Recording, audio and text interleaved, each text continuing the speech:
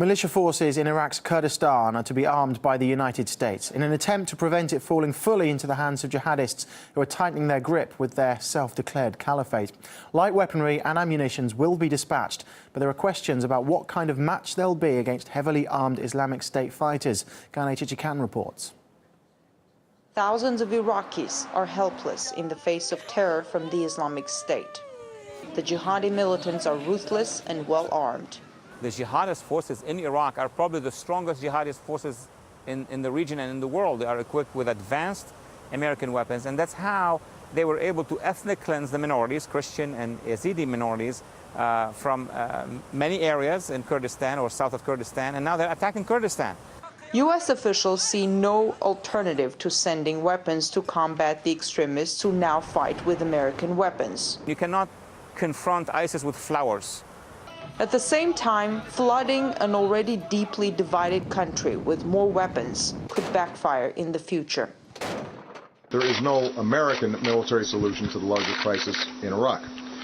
The only lasting solution is for Iraqis to come together and form an inclusive government. President Obama may want a unified Iraq, but the Kurds have long wanted out. And arming Kurdish militia forces could lead to a permanent breakup of Iraq. Any peaceful cessation of the Kurds from Iraq would be unlikely, considering the region's several disputed and multi-ethnic cities, as well as major oil holdings in both Kurdish and contested territory. Now, as pressing as the Kurds' defense needs are, the question is whether the weapons provided for defense today could be used for offense at a later date. In Washington, I'm Ghanay Chichikan, RT. Well, American weapons have constantly made their way into Iraq during the past 15 years. The United States left behind billions of dollars worth of military gear when it withdrew from Iraq. When Islamist state militants captured major Iraqi cities like Mosul earlier this year, they also seized weapons and equipment which the Iraqi army left behind. The US-made tanks, trucks and helicopters, for example.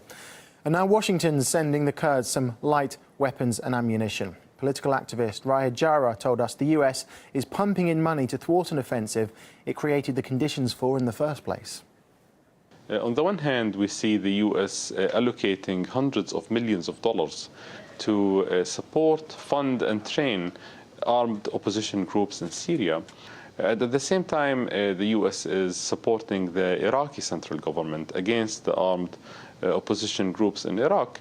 The confusing part is that the armed groups behind the uprising in Syria and Iraq are linked. An armed opposition fighter in Iraq is considered an enemy of the United States, but once they cross the border to Syria, they're funded and armed by the United States. Definitely foreign interventions and foreign agendas in the region have opened the doors wide for all of these extremist groups. The Islamic State is a small group with 5,000 to 10,000 soldiers, mostly on pickup trucks. They took out 35% of Iraq's territory in a week. Well, America's long had an eye on Iraq's semi-autonomous Kurdistan in the country's north, which is home to massive oil reserves. But large sections of the Kurdish community also live across the border in Turkey. Supplying weapons to Iraqi Kurds could put the US in a tricky position with Turkey, which has long been engulfed in a violent struggle with its own Kurdish population. The Kurdish region of Iraq is the one region of Iraq that is more or less firmly under US control. The United States is against the Kurdish movement in Turkey because it doesn't control it. But in Iraq, what's basically existing in northern Kurdistan is a U.S. protectorate, and that's the region, that's where the oil is under U.S. control. Basically, the name of the game from Washington is to keep the oil money flowing in. And ISIS's seizure of the central part of Iraq has basically cut Iraq into three, with the United States directly controlling the north. But if